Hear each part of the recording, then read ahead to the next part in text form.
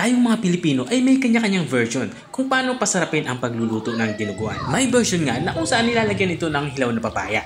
Ito ang tinatawag na sinunggao. Dito naman sa version ko, lalagyan natin to ng hinog na pinya. Samahan mo akong magluto ng aking version ng dinuguan. Ito yung ating dinuguan with pineapple. Simulan na natin ating pagluluto.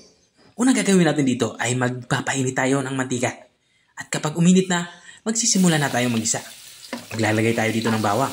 At isusunod naman natin itong ating sibuyas. Pulang sibuyas yung ating ginagamit dito. Pero pwede kayong gumamit dito ng puti. Okay lang naman yan. Matapos natin mailagay yung sibuyas, ilalagay na din natin itong ating hiniwang luya. Ang ginawa ko lang sa luya ay hiniwa ko lang ito ng maninipis saka medyo pahaba.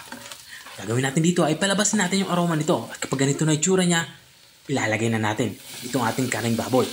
Ang ginagamit ko dito ang parte ng baboy, ito yung maskara. Hinaluan ko lang ito ng siguro 1/4 na kasim para may counting laman naman. Gagawin natin dito ay igigisa natin to or isasangkot siya natin to para kumapit yung ating mga pampalasa dito sa ating karneng baboy. Tuloy-tuloy tayo sa pagigisa hanggang sa magkulay light brown ito. At habang iginigisa natin to, lalagyan na natin to ng mga pampalasa. Naglagay ako dito ng patis at inilagay ko na din itong ating black pepper powder saka itong ating laurel para naman sa ating pampabango. Naglagay na din ako dito ng isang pirasong pork cube para siguradong malasa ang ating nilulutong ulam. At matapos ko itong mailagay, hinalo ko lang ito. At dito naman sa parte ito, ilalagay na natin itong ating 400 ml na kakanggata. Ito yung mga nabibili sa palengke na nakalata na. Pero pwede kayong gumamit dito ng fresh na kakanggata. At saka nilagyan ko ito ng kaunting tubig lang. Bago natin ito takpan, nilagyan ko na ito ng isang bugkos na lemongrass o tanlad.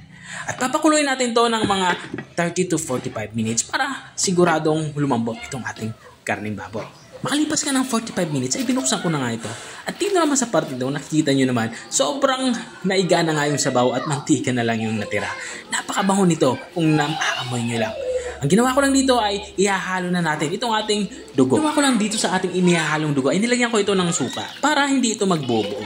At habang ibinubuhos nga natin to ay tuloy-tuloy tayo sa paghahalo. Ginagawa natin yan para siguradong hindi nga mabubuo itong ating inilagay na dugo. At kung nanonood ka pa rin hanggang dito sa parte ng aking video, ibig sabihin na interesado ka sa aking niluluto.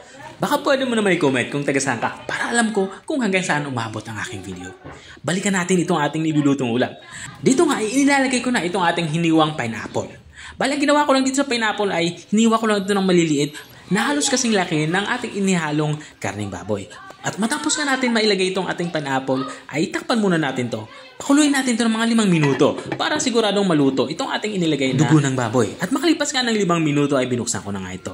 Dito naman sa parting ito ay sisimulan ko na itong timplahan.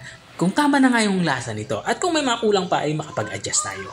At dahil nga nakukulangan pa ako sa asim ay maglalagay ako dito ng kaunting suka. Kaunting suka lang. Matapos natin mailagay yung suka, ilagay na din natin itong ating ceiling green. Sa pagluluto nga ng dinuguan ay hindi mawawala talaga itong ating ceiling green. Takpan lang natin ito at simmer pa ng mga 3 minuto pa para makuha natin yung lapot na gusto natin.